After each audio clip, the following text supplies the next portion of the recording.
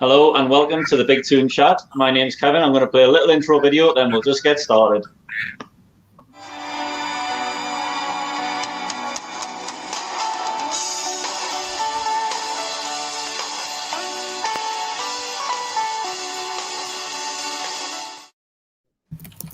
Did that work? Yeah, work. Yeah. Excellent. Thank God. Right, as you can see, I'm joined by Tom. How are you doing, Tom? You all right? Yeah, very well, thank you. Yeah, yourself? Yeah, I'm not too bad. How are you, AJ? Yeah, brilliant, mate. And Stephen from the Geordie Talk YouTube channel. How are you? I'm spot on, mate. Excellent. And have we all recovered from yesterday? Yeah, just about. So let's dig right into it. Newcastle 3-2 victory over Southampton. AJ, the starting lineup. Did you like what you seen with the starting lineup? Yeah, I mean, to be honest with you, I was a bit disappointed before the game to see Fraser dropped. Yeah. I mean, it is a tough one. That forward, that front four, as you would call it. But I mean, I suppose someone had to make way, and we all expected St. Maximin to start. Obviously, he's back fit now, and he needs to start games. But I think Fraser's been pretty bright in the last sort of string of games that he's had. But I mean, it all worked out pretty well in the end, didn't it? So yeah, everything's in hindsight, isn't it? So yeah, that's true. So we obviously seen Willock coming in place of Fraser, and we had Alan Sam Maximum in because Hayden had to drop into central defence because of Kieran Clark. Tom, your thoughts on the starting 11? What did you think of Joe Willock's debut? Yeah, he was exactly what we've been crying out for, really, wasn't he? He was lively. He was putting himself about. He was getting stuck in. He was aggressive. Showed for a young guy quite a lot of maturity. I thought he took his goal well. Linked up nicely. Yeah, very, very pleased. Good. And Stephen, what did you think of Joe Willock? Yeah, I mean, I'd echo what the other lad said. I mean, he had a great debut. I mean, as much as debuts, how good debuts can go, that was a good one. Like he said to Maxi, just play the ball into me. I'll get in the box, and I'll be there. They've got that telepathy now, I think. With Maxi, if Maxi ever gets in like that again, he knows where Joe Willock's going to be, so he can just slide the ball across him. But he had a very good debut, so I was very impressed with him. Good. And obviously his first involvement was getting hit in the face by the referee. Yeah. Anyway, so jumping straight into the first half, obviously we had a 7th-minute goal disallowed for offside. Callum Wilson making that run again with a great ball by Shelby. He was a little bit unlucky, to be fair, I think, to be offside. And then Hendrick, I mean, what do we say about Hendrick's first challenge? How stupid was that? Well, just typical of the way he's been playing recently. He's just been absolutely atrocious, and I think that summed it up with his tackle. It wasn't a great tackle. He deserved a yellow card for it. I have no complaints over it. He deserved it. AJ, do you think he was lucky not to be sent off there and then, with having both legs off the ground? Yeah, I think it was in terms of tackles, it was quite a dangerous. I mean, second half, especially with the way the pitch was. I mean, you could see that players were sort of really weren't going in for probably challenges they would on a normal, if conditions were how normal. You know what I mean? Yeah. But I mean, you would think with the experience he's got in the Premier League, I mean, the first one was bad. The second one was just, it was almost one of them challenges you knew you were going to get booked. Where obviously a team sort of is counter-attacking, and it's just you just tug them, you tug the man's shirt, and you're going to get booked. I mean, like I said, you would expect for someone of his Premier League experience to be a little bit more, not as stupid as that. Yeah. Tom, what's your thoughts on it? I think the first challenge was questionable, and I think if that had been James Ward-Prowse going in on Joe Willock in the same fashion or something like that, we probably would have a red card wouldn't have been harsh. It was he had both feet off the ground, I think. So he's probably lucky that he didn't get a red. I just think. Yeah, I think given the midfield that Southampton had as well, you knew that there was going to be a red card in the game. I think anyway, with Hendrick getting booked so early. Yeah. Do you think he was in trouble anyway, even after getting the yellow card? Do you think that the red card was going to be coming his way anyway? Do you think that? Anyone? Not necessarily. I mean, that first challenge, he was going. The ball was just going towards the east stand, so it wasn't really doing anything. It was. I can't remember who he fouled, but it was going towards the east stand. I'm pretty sure of it. So it wasn't. In a dangerous area. It's one of those needless free kicks, they say. And to be fair, he's probably trying to win the ball. We hope, but silly one to give away, and bit too aggressive. I think Minamino was on both challenges, wasn't it? It was on Minamino.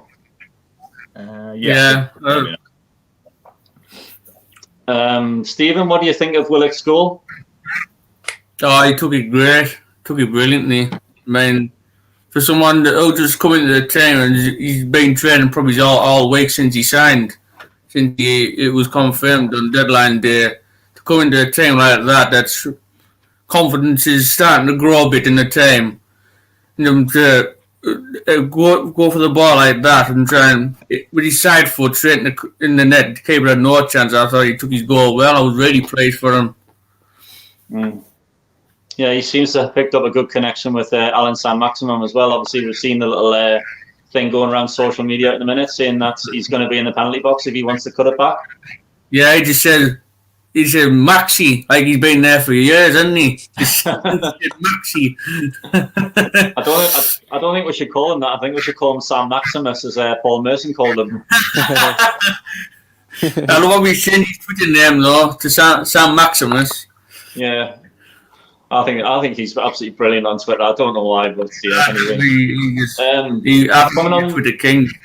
Yeah, coming on to the Manquillo injury, that looks like it's a season-ending injury. What do you think of that? I didn't think it looked too bad, to be honest. I just thought he'd gone over innocuously, and I thought he would get back up and run it off, but he seemed to do that, and then he got back up and he went down again not long after. Yeah. And he was really struggling when I seen him hobbling off the pitch. I said, hopefully he's not out too much, but I know Kraft isn't the best right back in the world, what we have at the club, but he's going to have to try and make that right back position his own with no Yedlin, no Manquillo. He's really going to have to step up and put in good performances because we're going to need it. I mean, when Kraft came on, AJ, I think he made a couple of silly mistakes first off the bat when he first came on the pitch. He picked up a yellow card straight away, and you knew that he was going to be in trouble for the rest of the game as well, I thought. Yeah, I think. He's the only fit right back we've got at the moment, I think, unless you sort of play Paul Dummett out of position or move Matt Ritchie to right back, but both left-footed. That's not going to be ideal. So, he's got to make that position his own now. He's never had a real crack at the whip for obvious reasons. He's not the best right back. I think we all know that. But he's got to step up now. Certain players have got to step up. Obviously, we're really short at the back. Obviously, the Shaw injury is awful. Obviously, but I mean, yeah, players have got to come in now. I just hope that we stick to the same principles we've had sort of last 3 or 4 games, and we don't start to revert back to what we've done before, systems we've played before. I just hope we just stick to the same system we've been playing for the last 3 or 4 games. That's my opinion on it. I don't know what you lads think. Yeah, I would go along with that there, Jim. And we've performed so brilliantly since Graham Jones has come in and he's instilled that mentality in the players. Like the second half against Leeds, that was the start of it. Then to go to Everton and win, Crystal Palace for the first that in 15, 20 minutes, and we went to pot because Bruce had sent Jones into the stands where it didn't have an effect. Now, with Jones' input again yesterday, you could tell we were up for it again.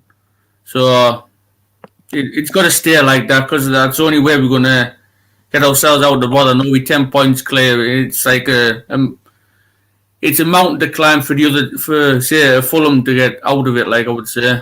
Yeah. Tom, do you think that Steve Bruce is starting to regret his decision to let Yedlin go to Galatasaray? I think off the back of yesterday, he probably might do slightly. I would say the bigger regret would be letting Florian Lejeune go out on loan. Yeah. Personally, I think he's probably one of the best. I remember when he came, Lejeune, he was really decent. Really, I mean, he was at Man City, a while ago for a reason. Obviously, it's very difficult to get in their team, and he probably regrets that more. But yeah, I'm sure he'd like to have Yedlin in the squad to pick from. But obviously, he's gone, so he's gone.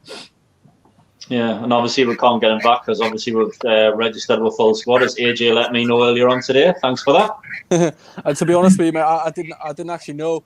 I didn't know the sort of the whole.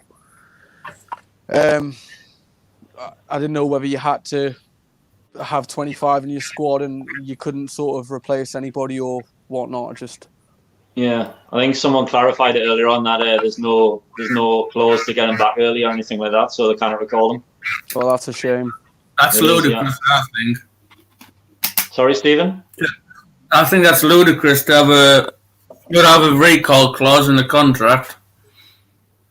With considering we're short on defenders, you would think you put in something like that, you can be recalled at any time, just so you can fill a gap. To not have one in that sort of deal, I think is ludicrous. Like, yeah. So who do you think our best two defenders are? Then, given Lejeune back at the club, who do you think the two best defenders are, Tom? Just for sheer defending, I would say. Florian Lejeune and Fernandes. Oh, Stephen, on your thoughts on that?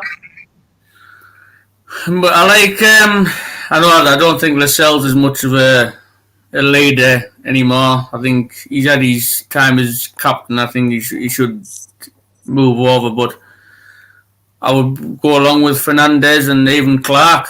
You get what you get with Clark. He always puts his body on the line. He's always Mr. Dependable like a Hayden, isn't he? So I would say Clark and Fernandes, to be honest, are our best. Obviously, with Share, I wouldn't mind Share, but he's now out injured. So, but I would say Fernandes and Clark myself. AJ, do you agree with any of them too? Yeah, I mean, I would say Lejeune and Fernandes. But I mean, obviously, we haven't got the luxury of being able to pick Florian Lejeune, so. I would have to say Fernandes and Clark. And sorry to cut you off there. Can you see Alaves coming in for Lejeune at the end of the season on a permanent basis? Yeah, without a doubt. I mean, I'm sure Florian Lejeune will get better offers than Alaves.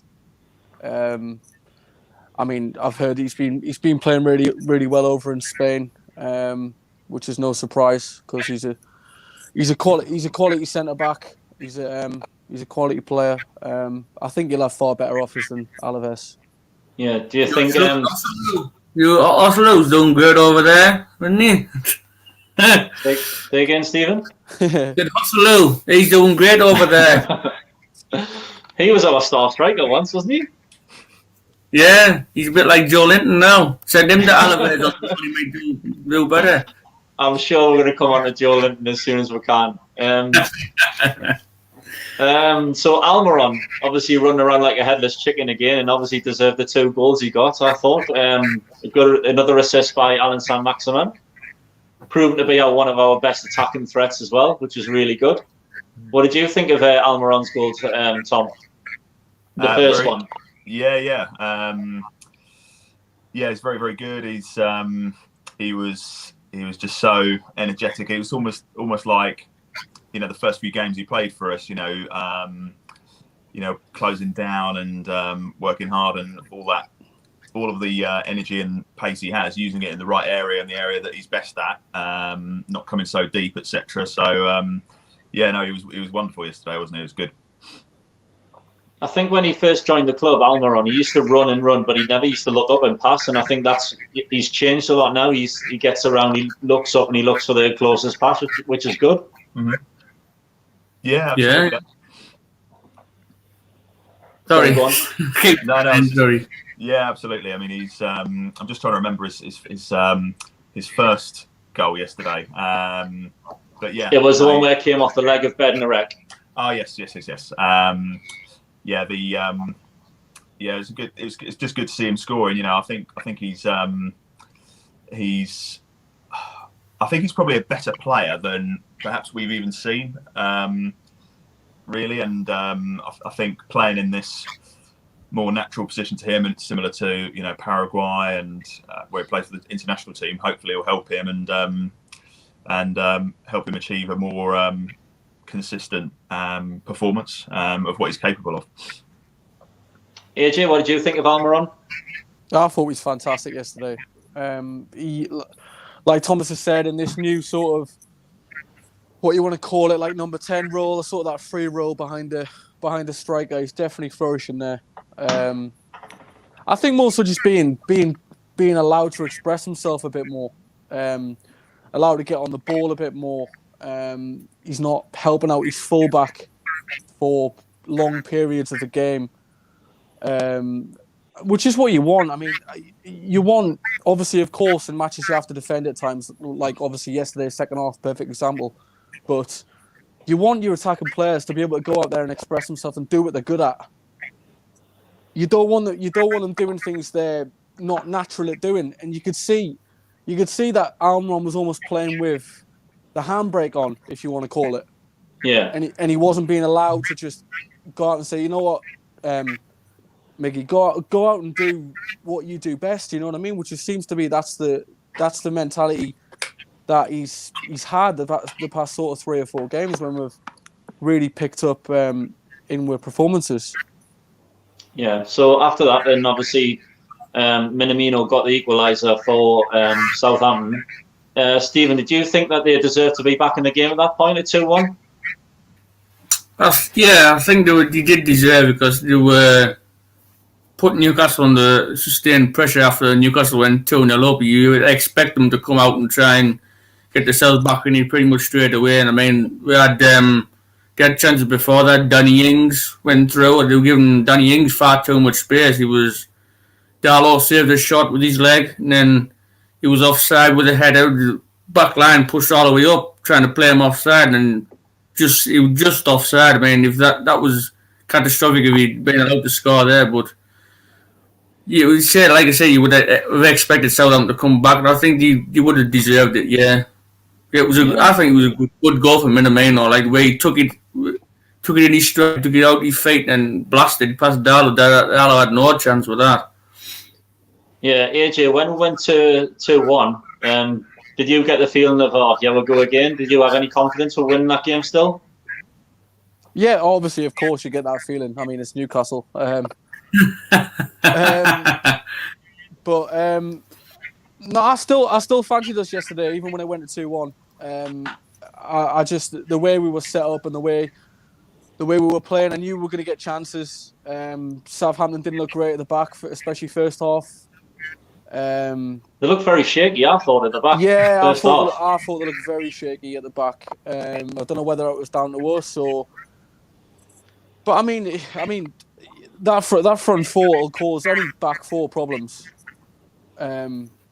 Which is it's just great to see the attacking players actually attacking and having shots and just really getting at teams. Yeah. So if we carry on playing like that, I fancy us against anyone really. Especially I just fancy us to score at least, and get teams on the back foot instead of us being on the back foot. Yeah. No, I'm going to talk about something that really frustrated me yesterday. Okay. Callum Wilson went down injured, obviously. I hope he gets well soon and he's back on the pitch as soon as possible. Steve Bruce sends Ryan Fraser out for a very detailed warm-up. and then he brings on Joe Linton instead. Now, what was all that about? I think they don't think the show's long enough to tell you what's going on in Steve Bruce's mind. I mean, what was the point in sending Ryan Fraser out? What was the point? I don't know. He's getting wet. He's getting yourself warmed up. I ain't got a clue. It was just you might as well be playing with 8 men, even 7 men, because Shelby does nothing, Joe Linton does nothing. He did nothing in that game of note when he came on. He just like been like say it'd have probably been playing down to 10 men because Joe Linton offers absolutely nothing. Tom, did you think that was the right substitution at the time? No, I didn't, and I didn't actually know that he sent Fraser out to warm up. Actually, no, I didn't know that either. So, good observation. No, I didn't think. Sorry, just to cut you off there, Tom. The only reason I know that is because I was streaming it on NBC, and they told us. That was the only reason I knew that. Right. Cool. That's good. It's good information. I mean, it backs up. Not that it needs backing up. Another, weakness of Steve Bruce's indecisiveness. But yeah, no, I didn't agree with bringing Joe Linton on. He's not in very good form. He's not a striker. Personally, I would have brought in Dwight Gale because he's got a bit of pace and he's probably the best goal scorer we had. I was thinking, Andy Carroll, and he can knock it down and hold it up for Sir Maximum and Almiron to work off. But personally, I would have gone with Gale. So no, I didn't agree with it. No. Yeah. Obviously, you just mentioned that you would have went with Gale. Given how the game panned out, do you still think you would have went with Gale? Given how the game panned out, I think yeah, because he's got more. Well, he's got more legs than Andy Carroll, if that makes sense. So yeah, I think I would have, and you can't when you're making those decisions, you've got to go with what you believe, and you don't have that hindsight, as it were. And I think if the ball had fallen to Gale, not that Joe Linton got into those sort of positions, he's just a more natural finisher, isn't he? When you're trying to get a third goal or a fourth. Yeah, I think the thing with Joe Linton, when he gets into a tough situation with the 2-3 players around him, if he loses the ball, he just sort of stops and then looks at the referee for something, doesn't he?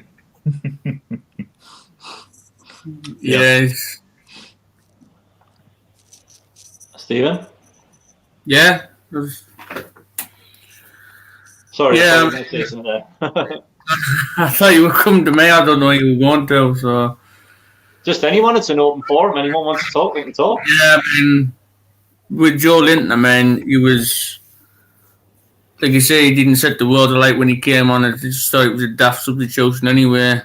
But like you say, I agree with what Thomas was saying there about Gale with having more legs. At least he would try and run into the channels like sort of a Callum Wilson kind of role, like trying to hold the ball up, even though he's like small, but he could try to hold the ball up, wait for players to come in to help him out, like an Almer on the Maximan, that kind of stuff. But Joe offers nothing like that. I mean, your buddy, when he gets the ball, he's just going to lose it for 10 seconds there, and he just stands there like tomorrow will do, really. Yeah. I think he's always trying to beg for a free kick, or the referee blows whistle to try and stop play every time he loses the ball, but that's my personal opinion anyway. Yeah, he's not good, Joe Linton. So going on to the third goal, obviously going 3-1 up, which was a massive relief just before half-time as well. Sam Maximum, Willock, Almiron, all high pressing, which was really good to see, and then obviously forcing Bertrand into that mistake.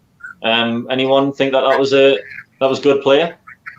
Yeah, I mean, I've always said with Newcastle, when watching Newcastle, you look at them before we had this formation change, that every time the opposition had the ball at their back, we dropped back, immediately dropped back. Callum Wilson didn't press, did nothing, let the opposition defence come out with it.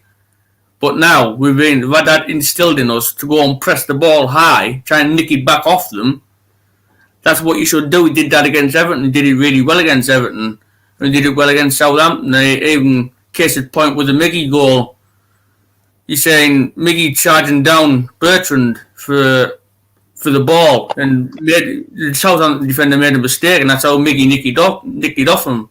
Because even Sam Maximan, you wouldn't think he would go and close the ball out, but he did his part to close the ball down as well, and that's what made it hard for Southampton to get out. I always said Newcastle should play that way. It's the best way to cause the opposition to make mistakes is press the ball high. You could get yourself a goal out of it, you get yourself a corner out of it. As long as you do it, that's all I'm bothered about. Did anyone get the feeling that Almiron took the shot too early? Because I did. I thought he was going to miss personally. I did as well. I think he took a good look at the keeper and realised that the keeper was miles off his line and he had the angle. I think that's why he hit it early. But yeah, I do get you. I thought I would wait a little bit and sort of draw the keeper on and then sort of slot it home. But I mean, he had a much better angle than what we had. But yeah, I did think he hit it a bit too early. But sort of glad he did. Yeah. I think Almiron gave the keeper the eyes. I think he was going to go over the other side, and that's why I think the keeper tried to go the other side, thinking, "Oh, he's going to go for me." Yeah, I don't think the keeper quite got his angles right. To be honest with you, I think he sort of was panicking a little bit, trying to get his angles right, and it was a pretty easy finish for Almiron, wasn't it? Yeah, I think given where the position the keeper started, obviously out by the touchline, trying to get back and get his bearings right in front of the goal, didn't really give him enough time to get set up properly, did he? No, exactly, yeah. So yeah, half time 3-1. Obviously, it's the first time since 2015 we've scored 3 goals in the first half. Would you believe it? And that game against, I know the answer to this. Let's see if you know the answer to this. But what was the game? We were 3-1 up at half time. What was that game? Tom, AJ? Oh, when was it? 2019? 2015. 2015? Norwich at home. It was, yeah. When we went on to win 6-2, wasn't it? What a game. It was a good game, yeah. So obviously, after half time, we could have went 4-1 up, but obviously Shelby hit the shot wide. And I felt so sorry for him because he deserves a goal. I think he's been playing well recently. I think he's getting a lot of stick for no reason at all. He is trying, but he just hasn't got the quality around him in front of him. I think personally. I still struggle how he missed that. He was right in the middle of the goal. He put a bit enough power on it. It was 4-1. Easy. I think even Joe Layton passed it to him, or was it Willock? I don't know. It was Willock, yeah. Squared the ball to him, put enough power on that in. Then he's trying to be too fancy with it. And that goes to 4-1. That's game up, even though with Southampton, they would have to get 3 goals to try and get a point. I think would have been in a far better position and be able to breathe more easily, not having a heart attack every time Southampton come forward with the ball like I was doing. I think the simple thing with Shelby is that with the last 3 or 4 games having more possession of the ball obviously suits someone like him. Now, John Joe Shelby's not going to give you much if you're in a team that has, on average, just over 30% possession, because you're chasing the game for a long periods of the game, and I mean, he just hasn't really got the legs to get around the pitch, like some other centre mids have that we have. So for me, I think if we can get more of the ball, you're going to see a better John Joe Shelby. It's as simple as that, really. Because, like I said about the attacking players, about people like Almiron, you want to bring the best out of John Joe Shelby. So he needs the ball. It's as simple as that. So that's how I see it. He's going to thrive if we have more of the ball. It's as simple as that. Yeah, Tom, what do you think about John Joe Shelby? Do you think he's been harshly criticised? Yes and no. I think I agree with AJ. He's not got the legs to be as mobile as a Willock, for example, or have the endurance physical endurance levels like Isaac Hayden, for example. But he does need the ball. I think he in terms of when he's got the ball, I don't think it was against Southampton. It might have been Palace. You do see moments when he's surrounded by other, opposition players. I think it was against Palace. There was 3 of their guys around him, and he just neatly kept hold of it and then laid it off to someone. So we know he's a quality player, and he's AJ said it on Stephen's channel a few days ago. He's our best ball player. So I think with the ball, I think it's about adapting what we're trying to do.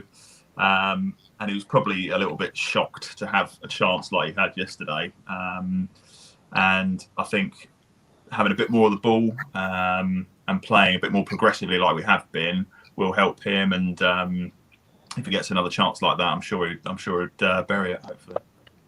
Yeah, I agree. So after that, James Ward-Prowse, free kick outside the box.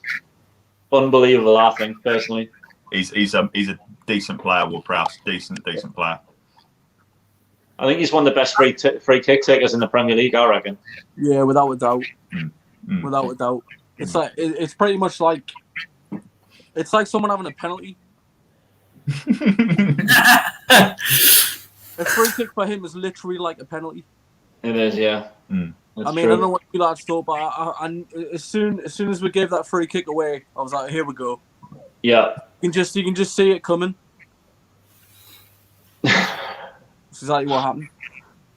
That's true, yeah. I think Darrell's given too much room to even aim that shot in that top corner, I think he's left that top corner where he put it absolutely wide open from just to place it there. Yeah, I think Darlow could have done a little bit better with his position, I reckon.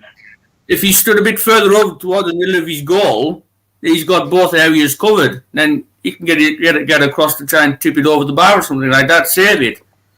But he stood too far over the other side. He's trying to shush his wall, and his wall just went straight over the wall, and he probably didn't react.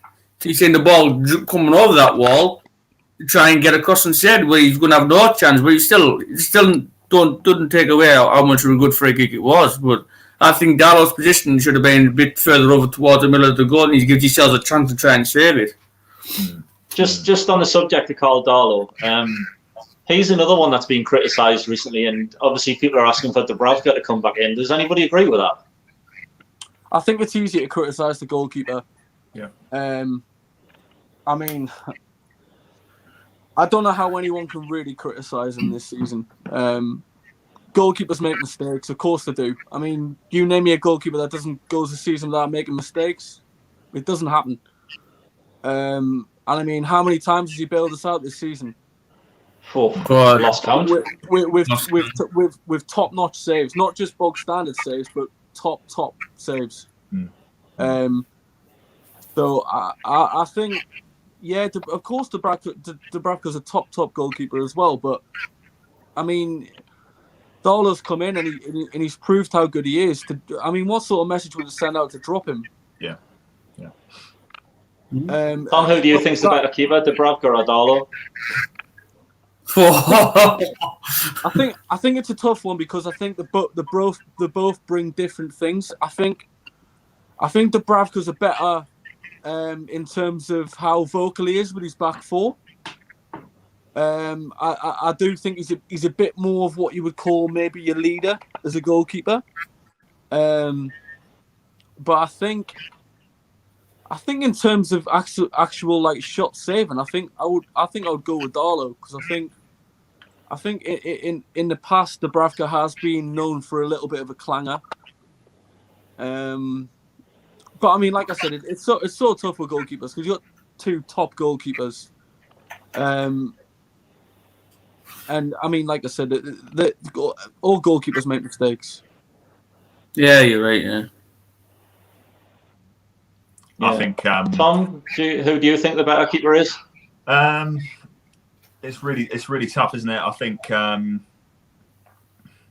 overall, Martin Dubravka is a better goalkeeper. However, you can't drop Carl Darlow, in my opinion, at the moment. It wouldn't send the correct message out to the team. And Martin Dubravka's got to bide his time and smash it every single day and every week in training until Carl Darlow makes a big enough error that he's back in the team, and then he re-cements his place and never lets it go. That's fair enough. I think he's made some decent saves yesterday as well in the Southampton game. Yeah. Obviously, just going off the Ward-Prowse free kick as well, a couple of minutes later, the red card came. And I think that was pretty inevitable, given Hendrick's form and the early yellow card and the way that Minamino was running around him. Does anybody agree with that? Yeah, I mean, with his second yellow, I mean, I watched much of the highlights as well as watching the game, what I did watch of it. I mean, it's stupid. I mean, he's going nowhere. Minamino was on the left wing, basically, and he's there trying to pull his shirt. I thought he was just stupid, and when he got the second yellow, he's there looking at the refs. Oh, me. He just put Newcastle right in it. I mean, down to 10 men's enough, but when you defend a slender lead, it's even harder still. I think he was moronic just to do that. He knows the fight we're up against to try and get this win, because 3 points is always massive in the Premier League, and he just left us right in it. He shouldn't be in the team anymore after this. I know he's going to be out one game, but I think he should be out a lot longer than that. Give him bench for a few weeks, see how he likes it. Do you reckon so you're glad that he got sent off knowing that he's going to miss the next game? I know we've got Chelsea away. Next game, I think it's best to take him out of the team anyway. I think he deserves a few weeks on the bench at least. At least give other players in the team like a Matty Longstaff, even the emergence of Joe Willock. Yeah, if you have to play Shelvey in there, but at least with having Matty and Willock in, you got a bit pacing in the midfield, and like Shelvey and Hendrick, who are the most immobile duo in the Premier League, I would say. But I would at least take him out for a few weeks just to give him a bench and bring him on as a sub towards the end of the games. Yeah. So then after that, obviously down to 9 men, all the pressure came, and then Shaw goes down injured. He looks like he's out for the season as well with ligament damage. It just goes from bad to worse for Newcastle, doesn't it? It does, yeah. I mean, it's a shame for Shea, because he was getting back into the form when Rafa signed him. He was putting in man of the match performances, putting in decent performances alongside those with him, Clark, Lascelles, anything like that. He was getting back to being Mr. Dependable again. He was always probably the first name on the team sheet. Is like really down to the bare bones in defence, but I don't think he should have been. He didn't deserve to lose his place a while ago. I couldn't really care less if he went, because his just mind wasn't in it. When it was halted, the Premier League was halted due to all this COVID going on. Mm-hmm. I mean, that when he did get in the team against Man City in the FA Cup quarter-final, just to push the Man City player in the back and not really care, just a blatant push like that, just to give away a penalty and win the game's up anyway. So I couldn't really have cared less if he went then, but he's stuck at it. He's got himself back fit. I know he had COVID himself, so it's given him time to reflect on needing to put in some decent performances. I know he's going to be out injured a long time now, but I would, if he hadn't have been, I would definitely have given him a new contract. I think he would deserved it just for the performance he's put in this season. Yeah, I think the one thing I like about Fabian Shea, he's not scared to have a bit of a run forward, look up, try and create something. Like, he's a little attacking defender, if you like. Tom, what do you think of Fabian Shea? Yeah, no, I agree completely. He's what I call our ball-playing centre-back, and it's a pity to lose him, because he's got that sort of fire and that aggression. Sometimes a little bit too much, but no, it's a pity he's got injured, and he's definitely going to be out. We're not going to see him. We might not even see him in a Newcastle shirt again, sadly. But he's a big loss, because he's as you say, he's got that confidence to step out and step up with the ball, and it's definitely going to be a loss. But it gives Clark perhaps, or Clark. I imagine Clark will play against Chelsea. Gives him an opportunity to try and cement a first team place consistently at centre back, and because obviously, what's happening with Fernandez? Is he injured, or what's happening with him? I think he's still about a couple of weeks away or something, isn't he? So Bruce said he's still. I think he's got a hamstring problem. I think or so. Yeah, I think he's got muscle injury. I think. Yeah. He can't. I don't think he can be too far away though. He's been out for a month. Yeah. Well, Newcastle's next game's not for another 8 days, so hopefully he'll try and get a few players patched up and back into the first team. Hopefully. Yeah. I think Isaac Hayden's done a decent job at centre back, but personally, selfishly for the best that Newcastle can achieve, you'd want him in midfield, really, Isaac Hayden.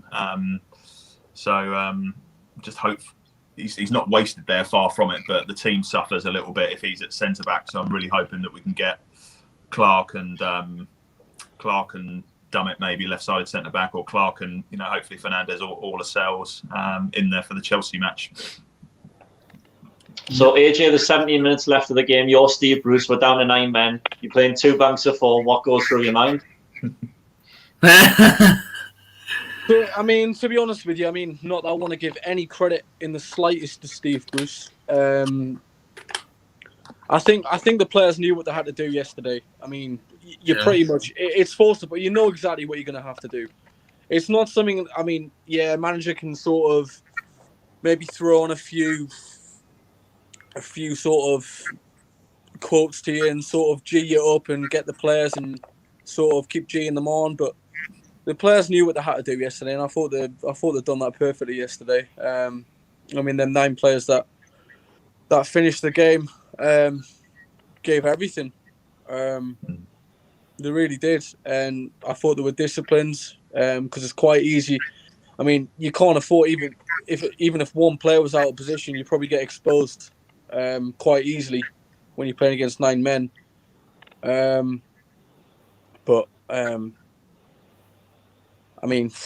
not a lot Steve Bruce probably could have possibly said to them 9 players that were on the pitch yesterday.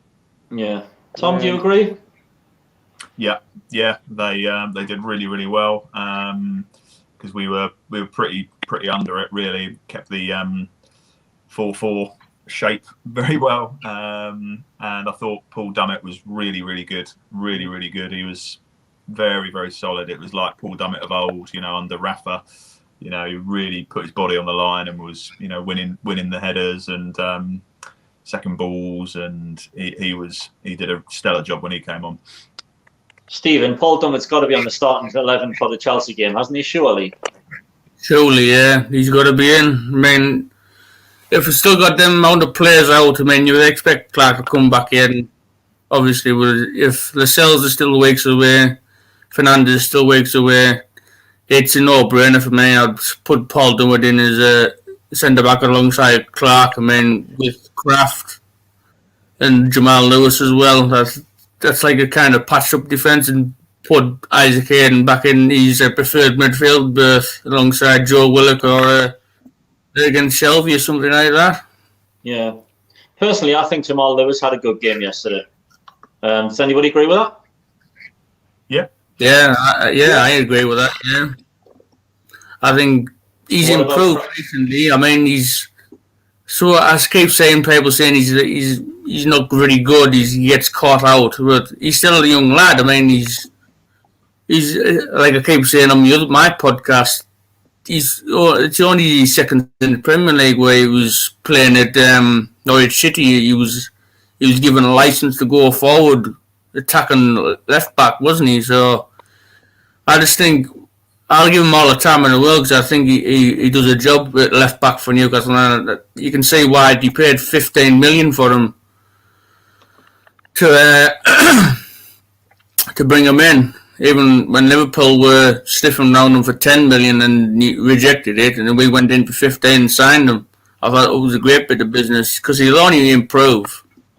If he's given a decent coach, he'll bring the best to Newcastle. I'm sure of that. Well, it was through him that we scored the first goal yesterday after winning the ball back from a throw-in, wasn't it?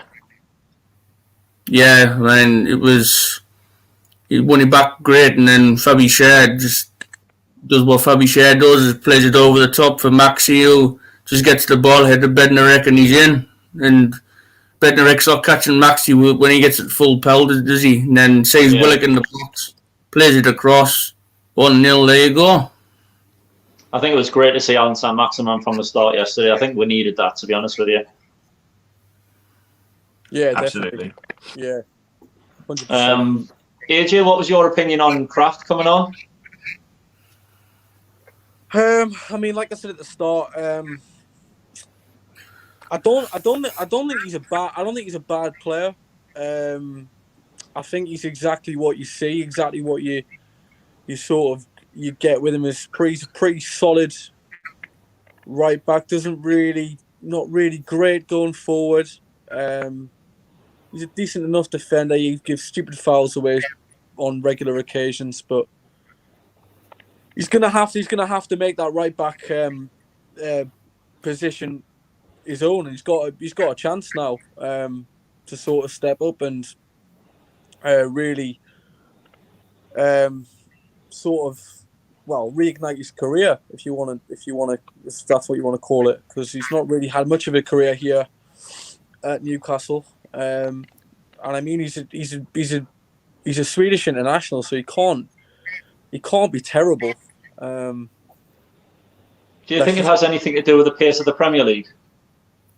Possibly, but I think the biggest thing for me is that to really get up to speed in the Prem, when you've not really had a great deal of Premier League experience, you need a good run of games, and he's not had that. So he's going to get his chance, and let's see if he can sort of improve. And put some performances in. So, Tom, Newcastle's next game is Chelsea away a week tomorrow. What's your thoughts on that game? What do you think is going to happen?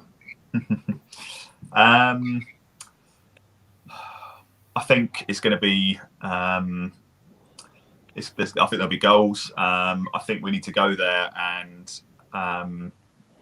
be disciplined, but have a go. I think why not? Why not? You know, if we go and park the bus, they'll probably beat us because they've got really, really, really good players.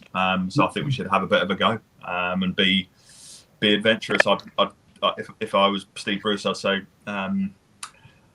keep it as tight as we possibly can. But I would bring Fraser into the team, Almiron and Maximum, and try and be really, really on the front foot and aggressive and press them high up and try and get the first goal. Where then you can sort of reset a little bit and let a little bit more of the game pass and try and go there to win a game of football and not be intimidated by them like Bruce inevitably will, sadly. AJ, do you think you'll start with Fraser over Joe Linton?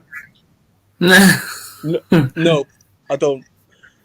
I think this will be a real test for Steve Bruce now to see if we can carry on doing what we have been doing last 3 or 4 games. Because for me, I think you'll slightly revert back. I wouldn't be surprised if he went with a back 5 against Chelsea. So you think he'll change the formation? Yeah, I just think he's that type of manager. He's a very I don't even know how to explain. I don't even know if there is a word for him really. He's just flip-flop. Yeah, I mean, he's just a very, very nervy, very cautious manager. I just think we need to start keeping to the same principles that we have been having. For me, I just echo what Thomas says. I think he needs to start Fraser. He needs to start St. Maximin. He needs to start Almiron. And I would start Gale as well. I think that sort of that striker is going to be one where people are going to be like, well, what's he going to go with? I really just hope he doesn't sort of we start sitting in them sort of low block, as he wants to call it. I just really hope we can take the game to Chelsea and have a good go, like we have been doing, like we have been playing. Just sort of, you want to keep the momentum going. You want to keep them attacking players in good form. You don't want them being reverted back into a sort of defensive style.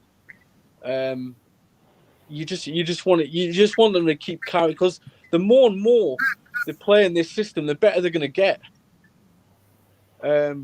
Because if this is what they're doing in training, and this is what Graham Jones is doing with them in training, they need to keep these things going. You know what they say. You want to create good habits. You don't want to undo all the good work that's been done and then go and get hammered and sit back against the Chelsea team. Because you're not going to get anything from the top teams, in my opinion. I mean, it has been done in the past, but I mean, we've been lucky in the past. Keeper have made like 5 or 6 fantastic saves, or we've just had a little bit of luck. But you have to make your own luck. We have to go and have a go. What have we got to lose? Yeah, that's true. I think they've just brought obviously Thomas Tuchel in, so they're going to be all guns blazing when they look at our result yesterday, aren't they? Knowing that we're 2 players down already, suspension and injury, another injury to a right back as well. They're going to be licking their lips, thinking that they're going to play us next. They'll knock a few goals in against you. Yeah, I mean, to me, Steve Bruce needs to look at it like this: we've got a 10-point gap on Fulham. Now, Fulham have what? How many games have Fulham won this season? Have they won 3 games? 2. All right, they haven't even won 3. They've won 2. They've won 2 games all season, so they need to win 4. They need to win 4 games for the remainder of the season. It just, for me, it isn't going to happen, because we are going to pick up another win somewhere along the line. So whoever we play, why not just have a go at them? Yeah. I mean, we haven't got really. Have we really got goal difference to worry about? No. No, I wouldn't say we've got a goal difference to worry about. I just think the results this weekend have went in our favour. To be honest with you, obviously Brighton and Burnley drawing each other. Fulham, they play. I think did they play tonight, or were they playing this afternoon? Yeah, they played this afternoon. And West Brom play Chelsea tonight as well. So I think all the results have went our way today, I think. West Brom played Tottenham this afternoon, didn't they? Yeah, West Brom got beat. Yeah, that's right. Got beat 2-0. Yeah, Sheffield United play Chelsea tonight. Oh, that's right. Yeah. But yeah, when you look at that, I think we've got enough to survive. Surely, I think 3-4 more wins, we should be absolutely fine. Yeah, we carry on with the way we've been playing. Them wins will come easily. I mean, just like I say, another 3 wins, I reckon that will do it. 10 wins. I've always said to myself, is like unwritten rule kind of thing. If you get 10 wins in the Premier League, then you're pretty much safe. It's just about getting to 10 wins, isn't it? I think if we get to that number, I think we're fine, we're safe. I mean, we've got a 10-point gap over Fulham. They've won 2 games or saying. Can you really say Fulham winning 4 games? Really? Because I always think to draw, then lose. They've been their form. Well, really, you can't pick up wins. I mean, the squad they've got, they should be at least winning games, because they haven't got a bad squad. Zambo Anguissa, he's a good player. Luckman, Cavaliero, Mitrovic even. They've got some good attacking players, and they probably aren't being utilised properly. So, can you see Steve Bruce? Get me bloody names right. Can you see Sam Allardyce walking out on West Brom before the end of the season to keep his record intact? Yeah, I mean, I can. If he knows that he then got a chance of getting out of it, then he'll just walk and he'll just leave them, because that's the type of manager he is. I know he'll want to keep his record intact of not getting relegated with a team, but I think he'd deserve it. I think he'd deserve it for when he kept Sunderland up, and they were mocking Newcastle when they got relegated. And I think he'd deserve it to get relegated with somebody, but he might just walk out, I reckon. I think we've lost AJ. He's gone or something. His battery's gone or something like that. All right. I was going to wrap it up anyway, to be honest with you. But anyone want to say anything else before we go? And so we keep up with what we're doing against Chelsea and just keep having a very good go. That's all I would say.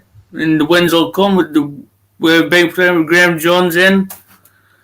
Just keep it up and don't necessarily drop back to what we've been used to for the last 19 months.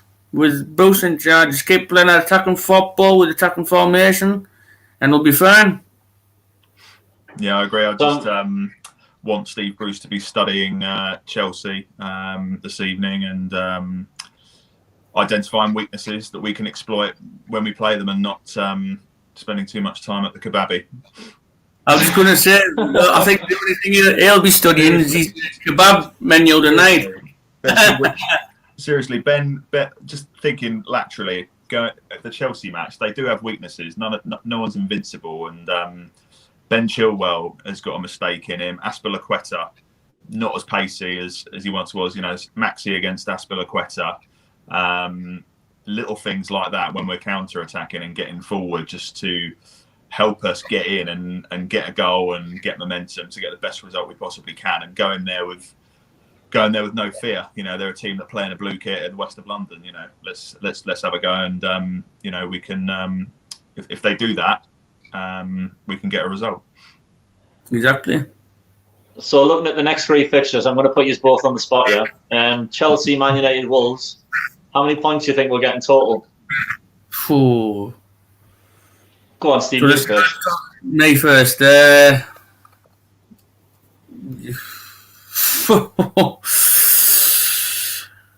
If we have a good go against Chelsea, then I would say a point. But I think we'll get beat by Manchester United. You just think that's a given anyway. And a win against Wolves, who haven't been great recently either.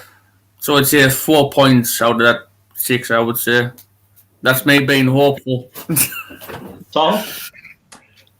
Yeah, I agree. I think we could actually get a draw against Chelsea, being positive. And I think actually watched a bit of Man United last night, and their defence is, well, their centre backs are just not quick at all. So again, utilising all the pace we have, I could see us, you know, getting a win against them. We've beaten them a few times in the past few years, and then I think Wolves will probably beat us. So 4. Oh, you see, I agree with you, Tom, on the Man United thing, and I agree with Stephen on the draw with Chelsea. But I think we'll get something from Wolves. You know, I'm going to go an ambitious 5. I hope we do. Yeah, I hope so. Get out of trouble anyway. Well, I'm going to wrap this video up now. Thank you very much. For anyone that's watching, please don't forget to hit the like button, hit the subscribe button when you're next to it as well. And hopefully I'll see you fellas next week, if that's all right. Yeah, no bother. Well, thank you very much, and I'll see you soon. Thanks for having me, Tom. Cheers. Thanks, bye. Bye. Cheers. Cheers.